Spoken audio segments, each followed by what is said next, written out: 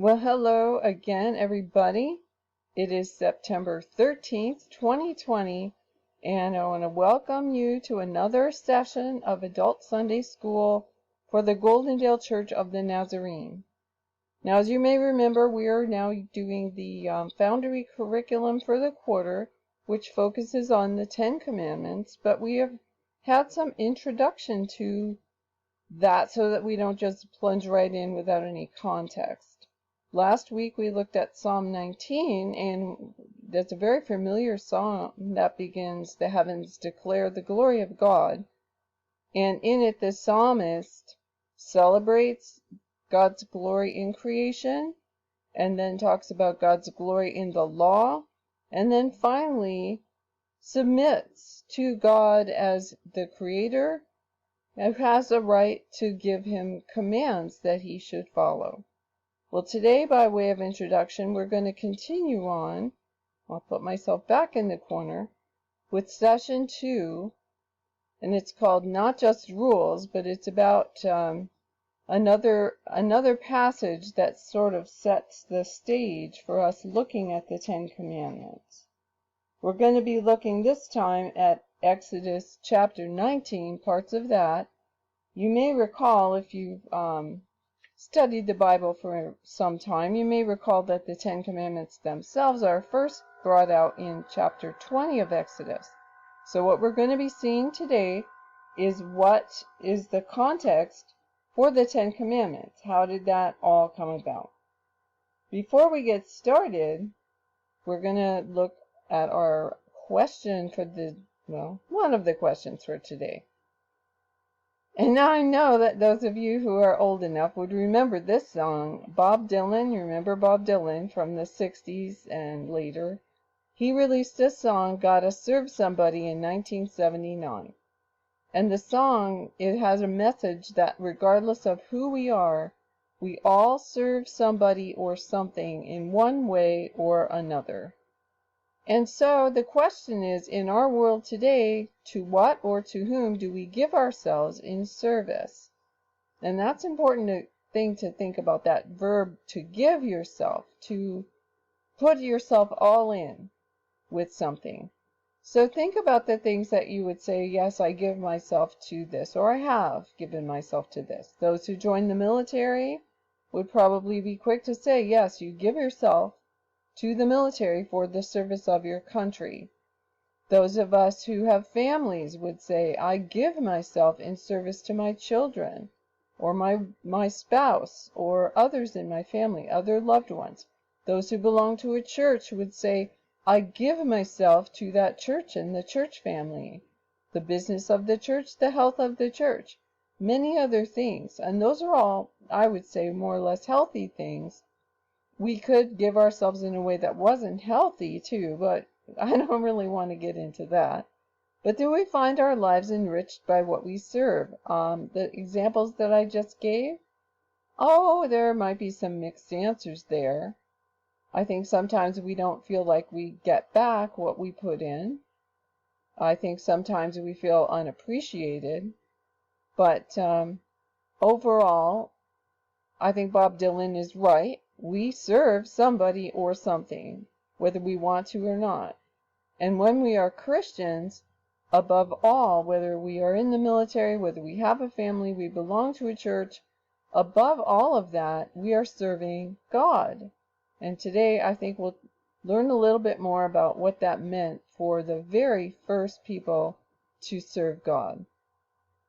But first I want to look quickly at other law codes of ancient times, because the Bible does not stand alone as the only or the first book of laws and commandments that existed in ancient times.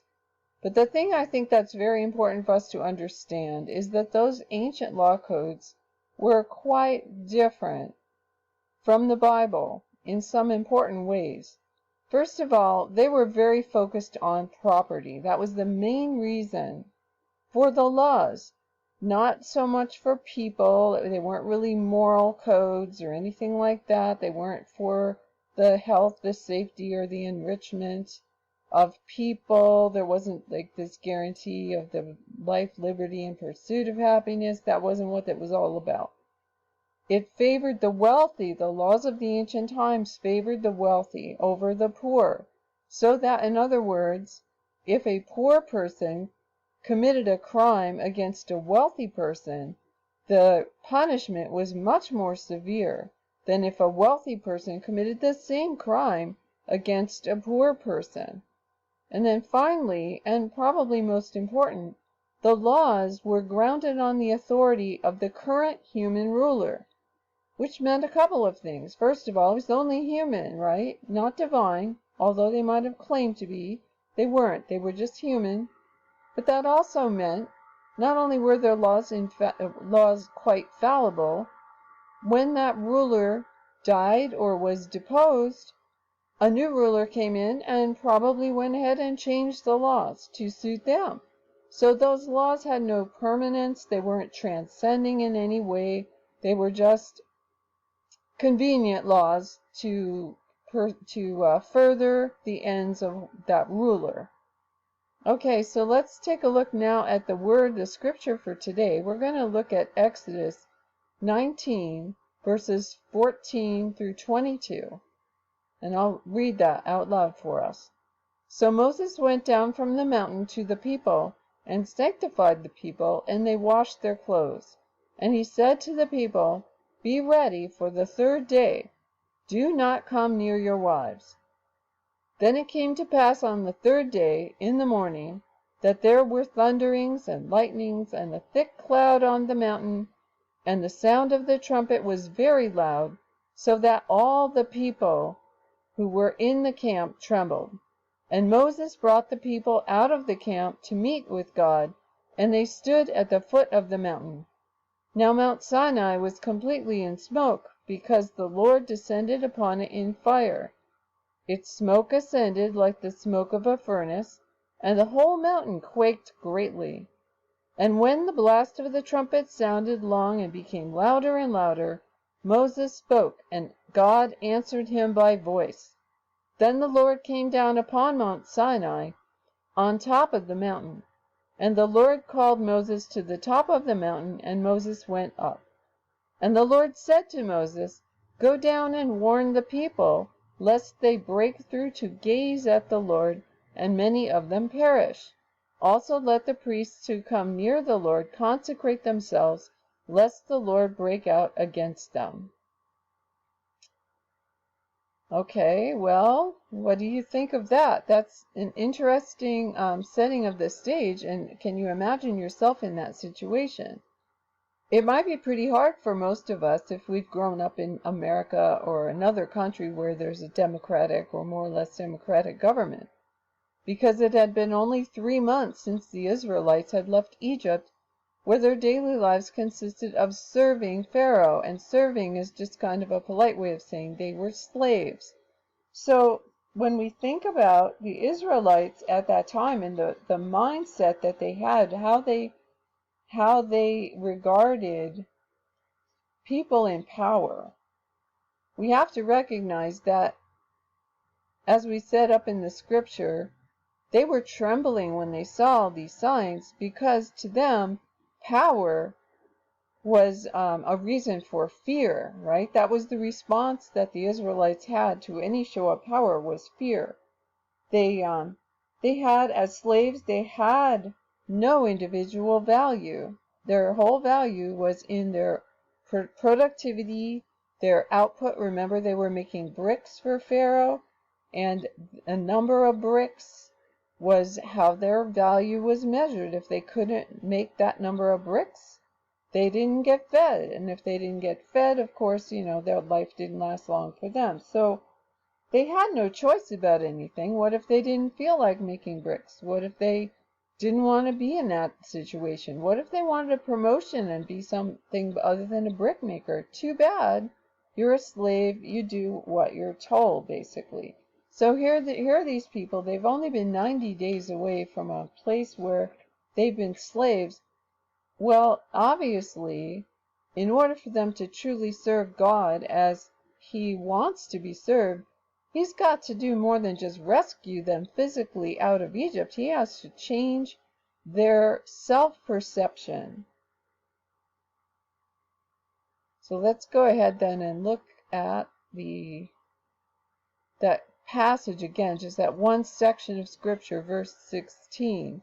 Then it came to pass on the third day in the morning that there were thunderings and lightnings and a thick cloud on the mountain, and the sound of the trumpet was very loud, so that all the people who were in the camp trembled. And the question is, how would thunder, lightning, a thick cloud, and very loud trumpet blast begin to shape the Israelites' understanding of who God is? Well, these are all natural phenomena.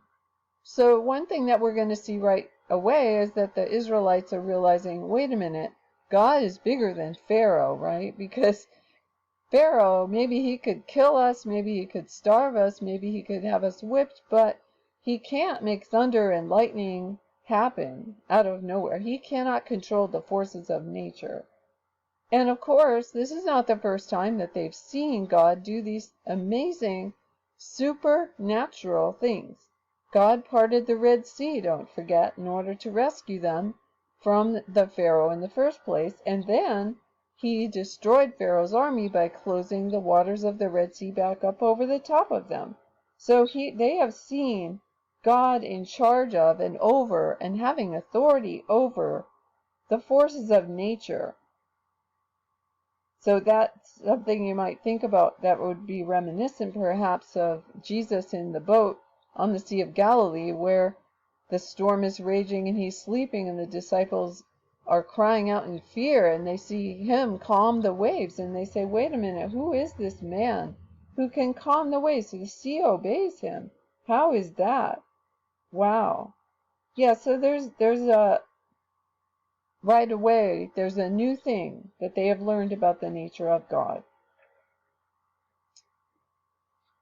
And I think it's kind of important, though, because you can get focused on the wrong thing.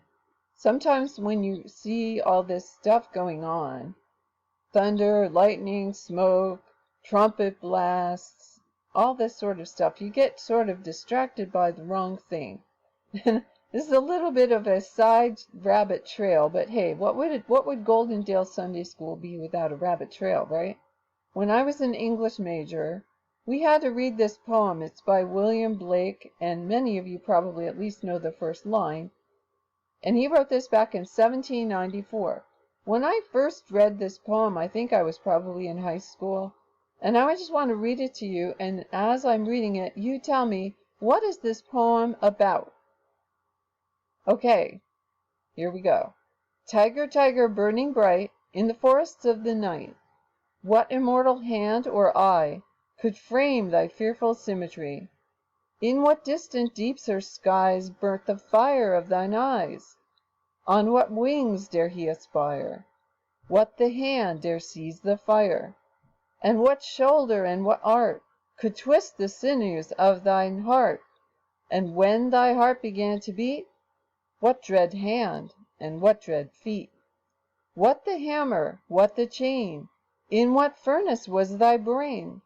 What the handle, what dread grasp dare its deadly terrors clasp? When the stars threw down their spears and watered heaven with their tears, did he smile his work to see? Did he who made the lamb make thee? Tiger, tiger, burning bright in the forests of the night, what immortal hand or eye dare frame thy fearful symmetry? Okay, well, when I first read this poem as a young person, I was thinking, well, duh, the poem's about a tiger, right? But no, and I think a lot of you probably picked up on this.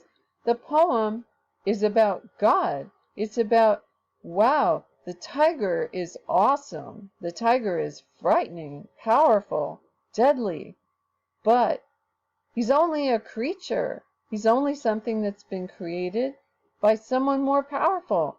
And that someone, of course, is God. And I think that's something that as you get older, you start to recognize that there's someone over the worst things in creation, the worst and most frightening things. They're all under the authority of God. Well, let's go ahead and read the rest of the chapter, chapter 19, verses 23 through 25. But Moses said to the Lord, "The people cannot come up to Mount Sinai, for you warned us, saying, 'Set bounds around the mountain and consecrate it.' Then the Lord said to him, 'Away, get down and then come up, you and Aaron with you. But do not let the priests and the people break through to come up to the Lord, lest he break out against them.' So Moses went down to the people and spoke to them." Now, God has said that a number of times. Don't let the people come up lest God breaks out against them. So in other words, what does Exodus want us to understand about the proper way to approach worship? Well, I think one message that we should definitely be taking away from this whole discussion, this description of what's happening on Mount Sinai and the people watching it, is that God is holy. And I think that's the message that God is communicating to the Israelites here. He is a holy God. Yes, he has cared for them. He has seen that they are fed and clothed. He has led them in all their wanderings. He's been there in a pillar of cloud and a pillar of fire. But he's holy. He's not someone that you can be chummy with. He's not someone that you can take for granted. You really need to treat him like you would treat someone that you revere, that you respect above all. And I think that for our own worship today, we need to remember that too. Sometimes I think that we focus a little too much on the idea that Jesus is our friend. Well, of course Jesus is our friend. Of course he is. But he's a friend in a very different way from the kind of friend that you just sort of, oh, I don't know, just go put your arm around, or maybe you borrow something and don't return it, that kind of friend. You don't treat God that way. And I think that this whole vision of God on Mount Sinai, for the Israelites coming out of slavery, they really were able to get a picture of God as different from maybe how they had always envisioned rulers and leaders in their previous lives.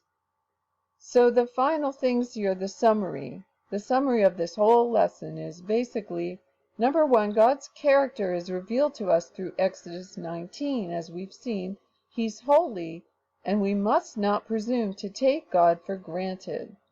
And then the second one, going back to good old Bob Dylan, we all serve someone or something in some way. And we need to be thinking about that and always remembering, if we find that we are serving something or someone other than God, we really need to take stock of ourselves and say, what's going on here? Stop that. And, that's something for each individual to wrestle with in their own conscience.